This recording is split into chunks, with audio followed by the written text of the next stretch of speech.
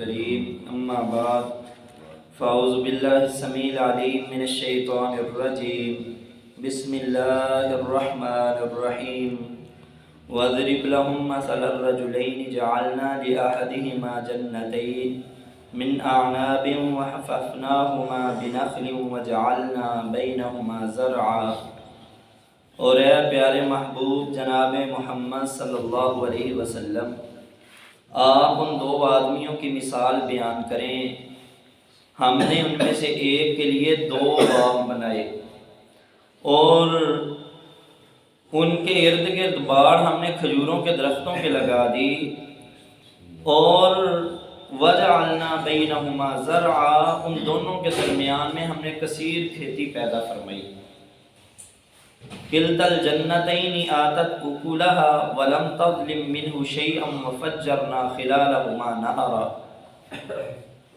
میرے بھائیوں، یہ جن آدمیوں کا تذکرہ میرے رب نے فرمایا ہے،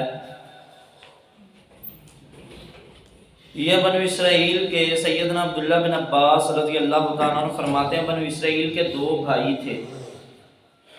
ایک بھائی مسلمان مومن تھا، دوسرا بھائی منافق و کافر تھا۔ باپ کے وراثت سے 8,000 دینار انہیں ملتے ہیں، 4,000 دونوں بھائیوں کے حصے میں آئے۔ ایک بھائی نے اپنا 4,000 جو مسلمان مومن تھا نا، اللہ کے راستے میں قربان کر دیا، صدقات و خیرات کر دیا۔ دوسرے نے اپنے اس 4,000 دینار کے بہترین باغ انگوروں کے کھجوروں کے ساتھ باڑ سے لدے ہوئے، درمیان میں اب دونوں کے نہر بہ رہی ہے، اور اللہ فرماتے ہیں وَفَجَّرْنَا خِلَالَهُمَا نَهَرًا۔ بڑی خوبصورتی تھی ان دونوں کی، درمیان سے نہر جاری، اور پھر نہر کے دہانوں پر کثیر کھیتی ہم نے پیدا فرما دی۔ ایک نہر کے اس طرف باغ اور ایک اس طرف، اور دونوں کے درمیان اتنی فصل تھی کہ اللہ فرماتے ہیں کثیر کھیتی ہوتی۔ تو میرے بھائیوں، اللہ رب العالمین نے نبی علیہ السلام سے فرمایا ان کی مثال بیان کرو۔ یہ آگے والی آیتوں کا بھی میں مفہوم آپ کے سامنے رکھتا ہوں۔ وہ جو کافر تھا نا، جس نے وہ باغ بنائے تھے، جب لہلہانے لگے، پھل اس قدر زیادہ، اس نے کئی مزارے رکھے اپنے، اور کثیر تعداد سے پھل سبزیاں آنے لگی، حالانکہ سونے چاندی کا مالک بن گیا۔ تو اپنے بھائی سے کہنے لگا، دیکھ تو نے وہ پیسہ کہاں ضائع کر دیا ہے، کہاں لگا دیا وہ پیسہ، آج میرے پاس دے، دیکھ میری شان و شوکت، دیکھ یہ کتنے لوگ میرے سامنے نوکر چاکر کام کر رہے ہیں، یہ دیکھ میں نے کیسا نظام بنایا ہے کہ سبزی بھی آتی ہے، پھل بھی آتا ہے، انگور بھی آتے ہیں، کھجور بھی آتی ہے، تجارت بھی ہوتی ہے، سونا بھی آتا ہے، چاندی بھی آتا ہے، تو نے کیا کیا ہے؟ کنگال کا کنگال، ویسے کا ویسا، کوئی چیز تیرے ہاتھ میں نہیں ہے۔ تو جو اللہ والا تھا نا، کہنے لگا بھائی زیادہ باتیں نہیں کرتے، بلکہ جب بھی اپنے باغ میں داخل ہوا کرنا تو یہ کہا کر ماشاء اللہ لا حول ولا قوت الا باللہ، میرے اللہ نے چاہا تو میرے حصے کے اندر لا حول ولا قوت الا باللہ، میری طاقت میں نہ ہی یہ ہے کہ میں مال کما سکوں، نہ ہی میری طاقت میں یہ ہے کہ میں سونے چاندی کا مالک بن سکوں، مگر یہ تو میرے رب کی عنایت ہے جس نے مجھے عطا کر دیا ہے۔ آج بھی کتنے لوگ ایسے ہیں جو روپیہ پیسہ کما کر یہ سوچتے ہیں کہ یہ ہم نے اپنی ذہانت سے حاصل کیا ہے، ہم نے اپنے تجربے سے حاصل کیا ہے، ہم نے اپنی محنت سے حاصل کیا ہے۔ نہیں، جو اللہ والا ہوتا ہے نا، قرآن کی یہ آیات بتا رہی ہیں، اللہ والے ہمیشہ اللہ کی نعمتوں کا رخ اللہ کی طرف پھیر دیا کرتے ہیں۔ وہ کہتے ہیں میں کسی کام کا نہیں ہوں، میں کمزور عاجز لاچار بندہ، لیکن وہ رحمت والا میرا رب جس کے لیے تمام تعریفیں، وہی مجھے عطا کرنے والا ہے، میری بگڑیاں بنانے والا ہے، بھوکے کو کھلانے والا ہے، وہی ذات ہے۔ تو آگے نا، جب اس اللہ والے نے یہ کہا کہ لا حول ولا قوت الا باللہ، اور یہاں سے مجھے یاد آئی وہ حدیث بھی، نبی کریم صلی اللہ علیہ وسلم نے سیدنا ابو موسیٰ اشعری رضی اللہ تعالیٰ عنہ سے فرمایا تھا عبداللہ بن قیس میں تجھے ایسا کلمہ نہ بتا دوں جو جنت کے خزانوں میں سے ایک خزانہ ہے؟ اللہ کے رسول ضرور بتائیں۔ فرمایا لا حول ولا قوت الا باللہ پڑھا کر۔ نبی علیہ السلام نے فرمایا جو بندہ بھی گھر سے نکلتے ہوئے، جامع ترمذی سنن نبی داؤد کی روایت ہے، یہ پڑھ لیتا ہے بسم اللہ توکلت علی اللہ لا حول ولا قوت الا باللہ، کہ اللہ میں تیرے پر توکل کرتے ہوئے نکل رہا ہوں، اللہ میری طاقت میں کچھ نہیں ہے، اللہ رحمت اور برکتوں والی ذات تو تیری ہے، جیسے تو نے چاہنا ہے ویسے ہی ہونا ہے۔ تو بندہ یہ کلمہ پڑھتا ہے، اللہ 3 انعام عطا فرما دیتے ہیں۔ پہلا انعام، یہ پڑھنا اسے کفایت کر جائے گا۔ بڑے اقوال لکھے ہیں شارحین نے بھی کس چیز سے کفایت کرے گا۔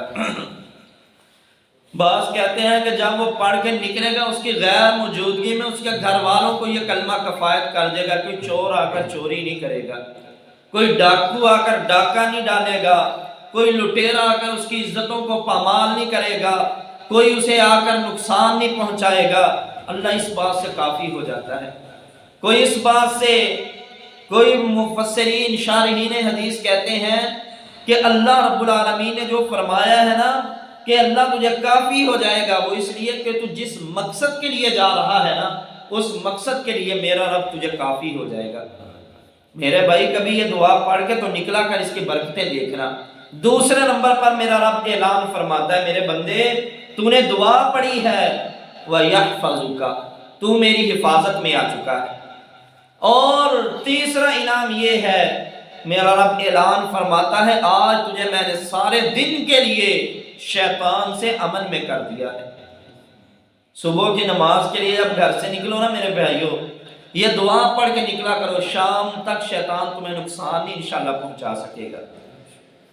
تو یہ دعا کی اتنی برکت ہے۔ تو وہ اللہ والا کہہ رہا ہے میرے بھائی جب باغ میں داخل ہونا ہے نا پڑھنا ہے ماشاءاللہ، اللہ تو نے چاہا یہ مجھے لہلہاتے باغ دے دیے، تو نے چاہا ان کھجوروں کے باغوں کا مالک بنا دیا، اللہ یہ سبزیوں، یہ مزارے، یہ نوکر چاکر سارے میرے زیر کر دیے، اللہ یہ سارا تیری توفیق سے ہوا، ماشاءاللہ لا حول ولا قوت الا باللہ۔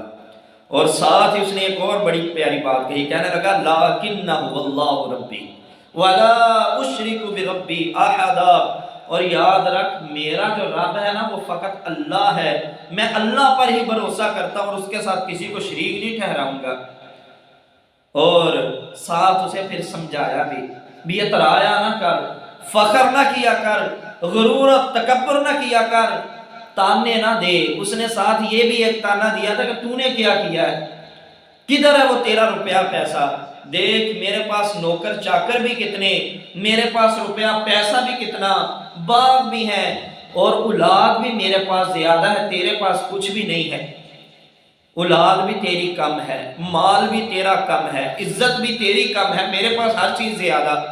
تو اللہ والا آگے سے کہنے لگا ایسی باتیں نہیں کرتے، بلکہ کوئی پتہ نہیں تیرے اس غرور اور تکبر کی وجہ سے جب تو باغ میں داخل ہو تو اللہ رب العالمین آسمان سے ایسا کوئی عذاب نازل فرما دے کہ تیرا یہ باغ چٹیل میدان بن جائے، اللہ یہ بہتی ہوئی نہر کے پانی کو زمین کے تہوں میں لے جائے، تو جتنے مرضی آلات لگا لینا یہ پانی اوپر نہ آ سکے۔ اللہ رب العالمین یہ سارے مزارے، سارے تیرے نوکر چاکر ختم کر دے، تجھے سڑک پر میرا رب لاکھوں سے لے آئے تو اسے کون پوچھنے والا ہے؟ تو ایسے تکبر اور غرور کی باتیں نہ کیا کر۔ تو آگے سے بڑے دھڑلے سے ڈینگے مارتا ہوا کہ نہیں نہیں نہیں نہیں، تیری غلط فہمی ہے، میرا یہ مال ہمیشگی والا ہے، میں نہیں خیال کرتا یہ باغ کبھی ختم ہوں گے۔ کہنے لگا نہ ہی میں یہ گمان کرتا ہوں، تو کہتا ہے میں نے اللہ کے سامنے جانا ہے، قیامت والے دن کھڑے ہونا ہے، دنیا میں میں غریب ہوں تو آخرت میں میرا رب مجھے دے دے گا، لیکن میں نہیں یہ گمان کرتا، امید ہی نہیں ہے مجھے بھی قیامت بھی آئے گی۔ اللہ اکبر۔ جب پھر میرے رب کی کہتے ہیں نا لاٹھی بڑی بے آواز ہے، جب اللہ کا عذاب آ جائے پھر کوئی ٹال نہیں سکتا، ڈینگے مارتا ہوا چلا گیا گھر۔ دوسرے دن آیا جیسے اس نے کہا تھا ویسے ہی ہو گیا مومن نے۔ اللہ نے راتوں رات ایسا عذاب نازل فرمایا، بڑے بڑے کھجوروں کے درخت، بڑے وہ باغ تھے جو انگوروں کے سارے میرا رب فرماتا ہے چٹیل میدان میں ہم نے بدل دیے، نام و نشان ہی مٹا دیا گیا۔ حیران ہوا، کہنے لگا وہ باغ کہاں گئے میرے، وہ لہلہاتی ہوئی فصلیں کہاں گئی؟ اور نہر کے کنارے کھڑا ہو کر دیکھتا ہے زمین نے نہر کے سارے پانی کو اپنے اندر جذب کر لیا ہے، کوئی نہر کا پانی نہیں چل رہا، کوئی وہاں پر باغ نہیں ہے، کوئی کھجوروں کے لہلہاتے ہوئے درخت نہیں ہے۔ روتا ہے، کرلاتا ہے، کاش کہ میں اس شخص کی بات مان لیتا، اپنے بھائی کی بات مان لیتا، اور میں بھی اللہ کے ساتھ کسی کو شریک نہ ٹھہراتا۔ لیکن اس وقت کا رویا کس کام آنا تھا، جب جو اس نے تکبر اور غرور کے اندر باتیں کرنی تھی وہ تو کر چکا۔ اس لیے میرے نبی علیہ السلام نے فرمایا، لوگو جب بولنے لگو تو پہلے تول لیا کرو، کیونکہ تمہاری زبان سے نکلا ہوا ایک کلمہ تجھے جہنم میں اتنا نیچے گرا دے گا جتنی مشرق اور مغرب کے درمیان دوری ہے۔ ایک کلمہ تیری زبان سے نکلے گا، نبی علیہ السلام نے فرمایا وہ ایک کلمے کی وجہ سے تیرا رب تو اسے قیامت تک کے لیے ناراض ہو جائے گا۔ دیکھنا اپنے رب کو ناراض نہ کر بیٹھنا۔ اس نے ایسے کلمے کہے، میرا رب ناراض ہوا، راتوں رات آسمان سے میرے رب کی عذاب آئے، سارے کا سارا روپیہ پیسہ مال ختم، باغ ختم، نہر جو تھی وہ پانی زمین پی لیا، اب کھڑا ہے افسوس کر رہا۔ میرے بھائی اس واقعے میں مومنوں کے لیے، مسلمانوں کے لیے بڑی نشانیاں ہیں۔ جیسا کہ امام ابن کثیر علیہ الرحمہ فرماتے ہیں، اللہ نے ان دو بندوں کا واقعہ بیان کر کے ہمیں یہ نصیحت فرمائی ہے، لوگوں دیکھنا مال پر کبھی اترانا مت، اللہ کے راستے میں خرچ کرنے والے بن جانا، تمہارا ہاتھ ہمیشہ اللہ کے راستے میں لگا رہے، خرچ کرتا رہے، کبھی اس ہاتھ کو دبا نہ لینا، وگرنہ بخیلوں میں سے ہو جاؤ گے۔ اور مال کا تو انجام یہ ہے جو اس قرآن کی ان آیات میں بیان ہوا، یہ ہے انجام، کوئی پتہ نہیں تو کب اس مال کو چھوڑ کر تنہا اکیلا قبر میں پڑا ہو، کوئی تیرا وہاں پر ساتھی نہیں ہوگا، تیرے مال پر تیرے وارث لڑ رہے ہوں گے۔ تو میرے بھائیوں، اللہ کے راستے میں جتنا دیا وہ تیرا ہے۔ تو امام ابن کثیر علیہ الرحمہ فرماتے ہیں، ان آیات میں ہمیں یہ بھی سبق ملتا ہے کہ جو بندہ فقیر کنگال ہے اسے چاہیے کہ وہ اس حالت میں بھی اللہ رب العالمین کا زیادہ شکر ادا کرے جیسے اس مسلمان مومن نے شکر ادا کیا ہے۔ مال نہیں ہے، اولاد نہیں ہے، کوئی اپنا تجارت اور کاروبار نہیں ہے، اس کے باوجود کہہ رہا ہے لَٰكِنَّهُ وَاللَّهُ رَبِّي وَلَا أُشْرِكُ بِرَبِّي أَحَدًا، ہر چیز میرے سامنے ہے کہ اولاد نہیں ہے، مال نہیں ہے، کاروبار نہیں ہے، لیکن اللہ میرا جو رب ہے اس کے ساتھ میں کسی کو شریک نہیں ٹھہراؤں گا۔ تو میرے بھائیوں، یہ ان دو بندوں کی میرے رب نے مثال بیان فرمائی محمد الرسول اللہ صلی اللہ علیہ وسلم کی زبان سے۔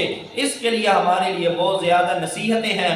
تکبر کا بول نہیں بولنا، غرور نہیں کرنا، مال پہ اترانا نہیں ہے، یہ نہیں کہنا میں نے اپنی ذہانت سے کمایا ہے، میں نے اپنے ہنر سے کمایا ہے، نہیں، بلکہ کہنا یہ سارے کا سارا میرے رب نے مجھے عطا کیا ہے، یہ میرے رب کی مجھ گنہگار پر رحمت تھی، اللہ کی طرف اپنے معاملات کو لٹانا ہے۔ تو دعا ہے اللہ ہمیں عمل کی توفیق عطا فرمائے۔ وآخر دعوانا ان الحمدللہ۔